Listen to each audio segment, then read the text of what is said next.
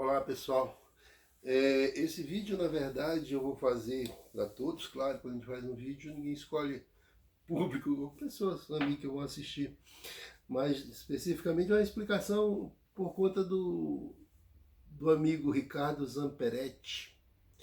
Eu fiz uma postagem sobre concurso público, servidor público que passa em concurso, etc e tal. E o Ricardo fez um comentário que acabou me envaidecendo lá, que ele disse que nessa coisa, ele sempre que fala nesse assunto, ele lembra de mim. E eu tenho uma certa dificuldade para receber elogios, sabe? Receber presente, receber elogio, putz, eu acho que é a falta de costume, né? De criança eu nunca recebia presente, praticamente difícil receber um presente, necessidade e tal. Mas então falar um pouco sobre estudo, né? Sobre isso, concurso. Quando eu fico, às vezes, as pessoas dizem, pô, você é apaixonado pelo Lula, você é apaixonado pelo Lula, que você defende o Lula, isso e aquilo. Eu já disse isso aqui algumas vezes, eu não devo nada para o Lula. Quando o Lula se tornou presidente, eu já era servidor público, ele se tornou em 2002, há 7 anos eu já era procurador da República, eu passei em 1995. Antes, em 1987, eu já tinha passado para promotor de justiça. Antes, eu já tinha exercido um cargo na Secretaria de Fazenda do Estado do Amazonas, todos por concurso público. Teve concurso que eu não assumi. Passei em vestibulares, vestibular é um concurso público, naquela época mais apertada ainda, não tinha as universidades todas que tem hoje. Então minha vida foi assim, estudo. Então o concurso público é estudo, e livros, aqui a casa é cheia de livros. Antigamente eu não tinha tantos livros que eu não podia comprar. Então, tudo na minha vida se deve ao estudo. E foi com estudo que eu passei nos concursos públicos, então não devo nada a ninguém. Eu elogio as pessoas, como eu digo, quando eu acho que elas merecem, as critico do mesmo modo. Não é? Aqui até o dia, agora saiu lá da Venezuela, os camaradas contrataram alguém para sequestrar o Maduro. Aí o assessor do oposicionista lá, do Guaidó, disse que ele fez, mas o Guaidó não sabia, né? Aí o jornal aqui do Brasil coloca, mas o líder da oposição não sabia.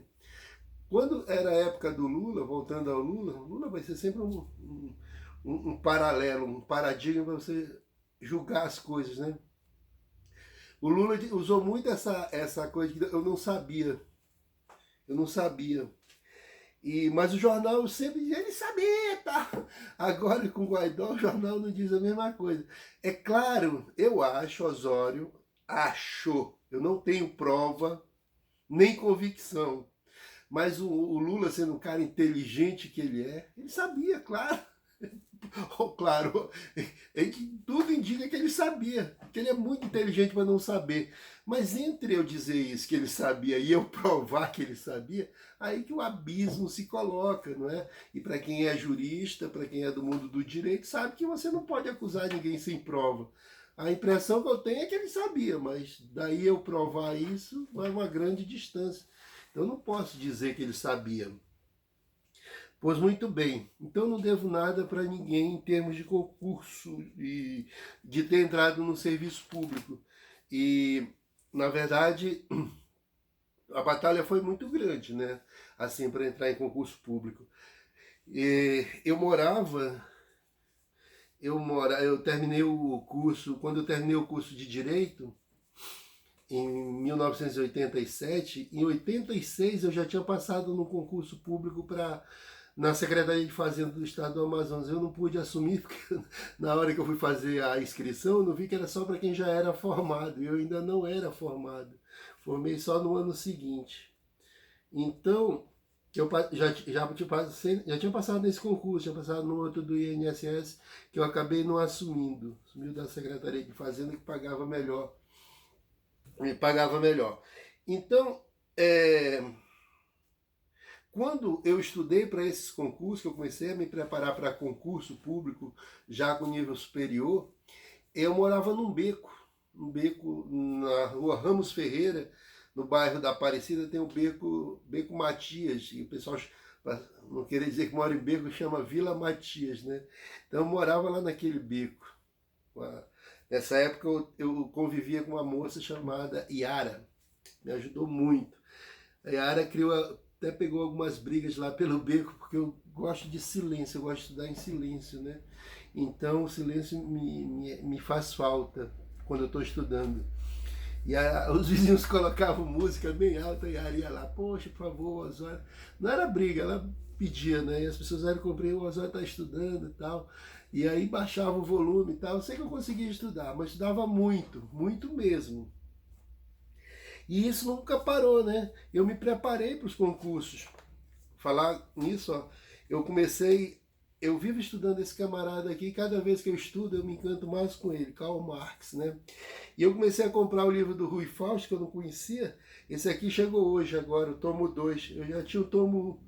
Para minha infelicidade, o Rui Fausto faleceu essa semana. São as coisas da vida. Apenas estar aqui em cima da mesa, eu queria fazer esse registro. Então, é estudo sempre, estudando muito Marx e cada vez mais encantado com esse camarada, com o que ele escreveu, né? Pois muito bem. Esse livro aqui é de 1996. 96, quando eu cataloguei esse livro, quando foi cadastrado. Mas eu já tinha esse livro. E ele é um dos livros mais antigos assim, que me acompanham. Ó. Ele está todo rabiscado. Ó.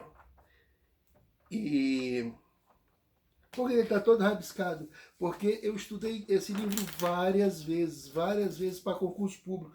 Para mim ainda é um dos melhores livros de direito administrativo. Está desatualizado. O ministro Gilmar Mendes e a filha do autor, salvo engano, foram atualizar esse livro e acabaram com o livro, né? Ficou muito ruim. Mas eu vejo aqui as anotações daquela época, né? Eu estudava aqui o que era concessão, autorização e permissão. Eu gravei esse livro todinho, li ele em voz alta, falando para o gravador, claro, e eu ouvia no carro. Eu gravei vários livros. E ouvia no carro para poder ficar ouvindo o tempo todo para poder fazer o concurso.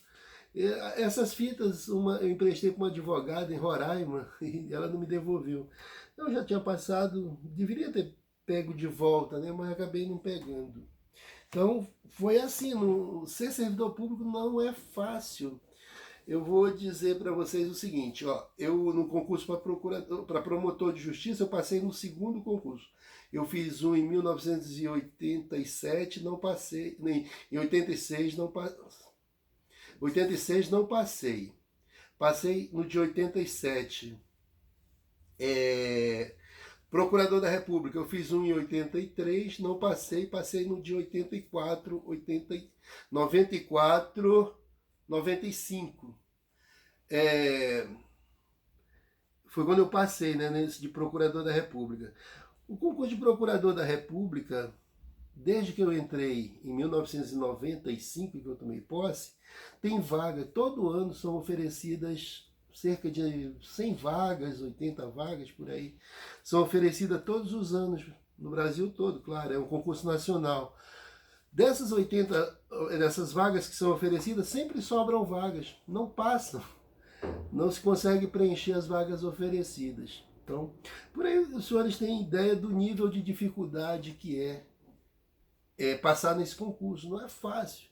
Eu gostaria muito que meus filhos seguissem o mesmo caminho, não é? Tal. O Juarez fez direito, a Maria Rosa está fazendo outra área, e não sei, os outros dois ainda são muito jovens. Uma vez até um colega meu, Elton Gersel, ele disse que reuniu os filhos dele e disse assim, estava naquela época de adolescente, né? Ele disse, meus filhos, eu quero fazer um pedido para vocês, um pedido. Eu faço um pedido para vocês e depois vocês podem me fazer os pedidos que vocês quiserem. Vamos fechar um negócio assim, um acordo assim? Um por vários, vamos. Meninada toda ficou alegre, né? Ele disse assim, seguinte, eu quero que vocês estudem, que se formem em direito, se tornem procuradores da República. Aí vocês podem me pedir o que vocês quiserem que eu faça para vocês. Foi um balde de água fria. Agora, contando isso para vocês, eu lembrei do papai. Papai tinha uma brincadeira conosco. O papai faleceu, eu tinha 16 anos, então era muito menino. Quando era menor, mais jovem ainda, ele fazia assim: ó, eu vou colocar o dedo na tua boca, se tu morder meu dedo e eu gritar de dor, eu te dou 10 reais, vamos dizer assim, 5 reais, qualquer coisa, tá bom? Tá. Aí ele ia assim, ó, ele pegava o dedo dele, aí morde, morde. Claro que ele puxava o beijo daí. Não, quer dizer, ninguém nunca mordeu. Agora, contando a história do Elton, eu me lembrei dessa história aí do papai. Então era assim. Então, meus amigos, é aquele negócio de estudar, é fazer, como o pessoal diz, fazer calo na bunda. Tem que estudar, senão não passa, não passa. É difícil, não é fácil, né? Mas eu estou dizendo isso. É difícil. Não, ele não quer que passe. Não, ao contrário. Eu quero que você estude. Tem vaga para juiz, tem vaga para promotor, tem vaga para defensor. Tem milhares de vagas no Brasil ainda para salários acima de 20 mil por mês. Tá? Tem um monte de vaga. Procurador da Fazenda Nacional e tal, tal, tal. Eu digo isso na área jurídica. Então, eu não vou preencher, nem eu nem meus filhos conseguem preencher todos esses cargos via concurso. Eu não quero mais, eu já estou satisfeito onde eu estou. Então, o que eu quero dizer é que tem vagas. Então, eu estou falando para você. Se quiser, estude. Você consegue, eu consegui. Não sou melhor do que ninguém. Não sou pior também. Sou pior também, não sou melhor, mas também não sou pior. Mas tem que ter essa dedicação, porque senão não passa. E depois as pessoas ficam dizendo, não sei o que, isso e aquilo. Não, meu. Você disputa isso só com você. A disputa é com você mesmo. Você vai decidir isso. Vai decidir a sua vida aqui no concurso, nos livros. Mas tem que estudar. Sem estudar não dá, né? Como é que você vai ser aprovado? Eu estou dizendo, para procurador da República estão sobrado vaga, e para esses outros cargos todos tem sobrado vagas. Então tá aí, se você é do direito, vai lá e faz e passa, mas estuda, né? Sem estudar não dá. Agora também lembrei que tem a ver com isso do concurso público, e esse Lula está um encosto em mim, nessas coisas que eu falo, mas tem a ver porque nessa postagem que eu fiz, que me levou a fazer esse vídeo, ele disse numa coisa, ele falou sobre, comparou o servidor público e o político.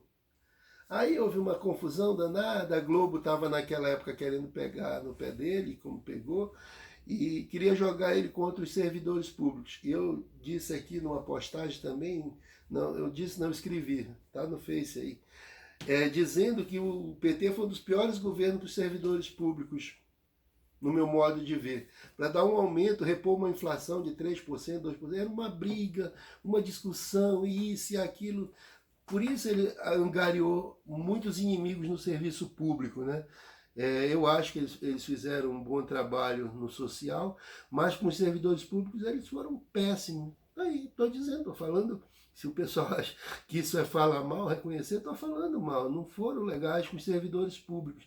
É claro que servidor público, nós servidores públicos, e com o ser humano de um modo geral no capitalismo, e aí vem o Marx, dinheiro nunca é demais. Mas se você for deixar o servidor se dar aumento, ele não tem limite, né? Não tem limite também.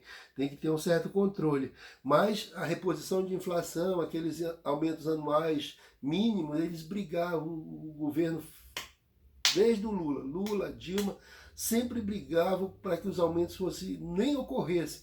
Às vezes nem queriam dar aumento, mas quando davam 1% e tal, era uma briga, deixava o servidor em polvorosa naquela época dos reajustes, né? E isso não era bom, não foi bom.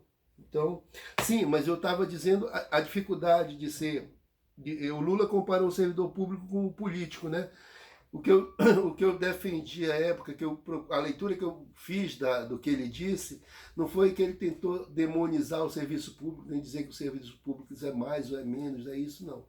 O que ele disse é que você, depois que galga um cargo público, você não tem que renovar isso, você chegou ali, pronto, você só sai do serviço público se tiver uma acusação muito grave, não é? Se você cometer um crime grave e for pego. Aí você vai ser demitido, né? Se não pedir para sair antes. Não sair a pedido, como saiu aquele aquele camarada aí da Polícia Federal, que é um pedido sem ser a pedido, que tem essa discussão toda. Senão você vai ser demitido, mas dificilmente você vai sair do serviço público. Só sai pela aposentadoria, ou só para um outro cargo, se achar coisa melhor. Tem uns colegas procuradores da República que saíram do Ministério Público para irem para outros cargos, ou para irem para advocacia, e aí pediram para sair, né? Outra coisa. Mas com o político não ocorre isso. O político tem que, os deputados, todos os políticos, exceção do senador, que é 8 anos, todos os políticos no Brasil renovam os seus mandatos de 4 em 4 anos. O senador é de 8 em 8, né? E não é fácil se eleger. Você que mora em prédio, que está acostumado com isso, sabe a briga que é para a eleição de síndico. Os caras brigam para ser síndico. Imagine para ser um vereador numa cidade como São Paulo, qualquer cidade, tudo é proporcional. Numa cidade como Maranhão, como São Paulo, é a mesma coisa, praticamente, eu digo, da dificuldade de se eleger. Como é que começa a coisa? Você tem que ter um partido. Se você não tiver um partido, você tem que fundar um partido. Você entrando para um partido, você se filiando a um partido, que é necessário ser filiado a um partido para concorrer a um cargo, você tem que ter vaga dentro desse partido, que às vezes você está no partido, mas não tem vaga para você concorrer. Outros já preencheram as vagas. Então, entrar para um partido, ter vaga, ter a documentação em dias para passar pela Justiça Eleitoral, pelos TRS, Tribunais Regionais Eleitorais. Depois você tem que fazer campanha, aí vem o mais difícil, conquistar o eleitor, ter voto suficiente, obedecendo às vezes coeficiente eleitoral, que às vezes tem gente que é mais votado, mas não assume. Tiririca, por exemplo, levou não sei quantos deputados que tiveram mínimo de voto, o Enéas fez isso também, outros que tiveram muitos votos não foram eleitos, ainda tem mais isso. Então, você tem que fazer a campanha, ter votos, que o voto seja útil. O que mais? Isso você tem que fazer de 4 em 4 anos. Isso é um inferno para fazer. Quem participa disso, eu participei basicamente como promotor eleitoral e procurador eleitoral, e vi isso. Não é fácil, meu amigo, viver essa coisa, esse inferno desse catavoto. E para isso você tem que ter dinheiro. É impossível fazer uma campanha sem dinheiro. Então, são coisas diferentes, mas o que eu vejo é isso. Aqui no concurso público, você concorre contra você mesmo. Como eu disse, até sobram vagas. Então, você concorre contra você mesmo. Lá no eleitoral, no cargo público, para ser um político, você concorre com todos esses outros fatores que não dependem de você. Aqui não, você senta aqui e põe para estudar. Lá não, você tem que convencer a Júlia a votar em mim. Não, mas ele é muito bonito, eu não vou votar nele. Não, ele é muito... usa preto, eu não vou votar nele. Não, ele usa boina. Cara, você convencer o eleitor a votar em você não é fácil. Aliás, eu tenho pedido aos meus amigos aqui, aos quais agora eu me dirijo, que me ajudem não, eu gostaria de dividir mais as minhas conversas com vocês, se inscrevessem no meu canal no YouTube. Que aqui no YouTube é mais fácil, os vídeos são maiores, etc e tal, mais fácil para a gente localizar e organizar, não é? Então eu tenho pedido, pouca gente faz. Eu tenho 3.000 e poucos amigos de Facebook, e quase 4.000, e não tenho 1.000 no YouTube. Então, não é fácil convencer as pessoas, e mesmo que seja por uma coisa como essa, bater papo, tentar, que o meu objetivo nessas redes sociais é tentar dividir conhecimentos, não é? Então, é isso, Ricardo. Muito obrigado, eu fico meio constrangido, como eu disse, mas muito obrigado. Eu quis dizer que não é fácil, não foi fácil essa batalha que eu enfrentei, né? Olha aqui, tudo aqui está escritinho para lembrar, aquele negócio de fazer uma revisão mais rápida. Então não foi fácil chegar aqui, não é fácil, mas você consegue se você quiser. E não é fácil, meu amigo, porque pela necessidade, né?